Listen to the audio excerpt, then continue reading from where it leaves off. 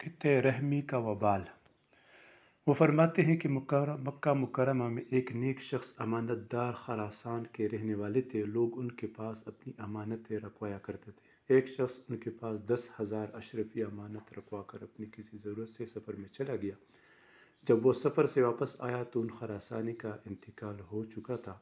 ان کے اہل و عیال سے اپنی امانت کا حال پوچھا تو انہوں نے لا علمی ظاہر کی۔ ان کو بڑا فکر ہوا کہ بہت بڑی رقم تھی۔ علماء مکہ مکرمہ سے کے اتفاق سے اس وقت ایک مجمع ان کا موجود تھا۔ مسئلہ پوچھا کہ مجھے کیا کرنا چاہیے۔ انہوں نے کہا کہ وہ آدمی تو بڑا نیک تھا، وہ ہمارے خیال میں جنتی آدمی تھا۔ تو ایک ترکیب کر، جب آدھی یا تہائی رات گزر جائے تو زمزم کے کنویں پر جا کر اس کا نام لے کر پکار کے اس سے دریافت کر۔ اس نے 3 دن تک ایسا ہی کیا، وہاں سے کوئی جواب نہ ملا۔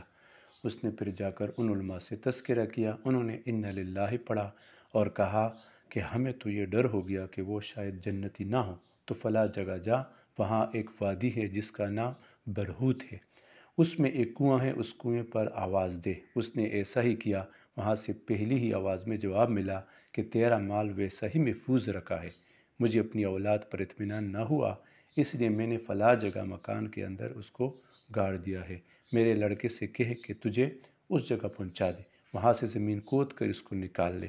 چنانچہ اس نے ایسا ہی کیا اور مال مل گیا۔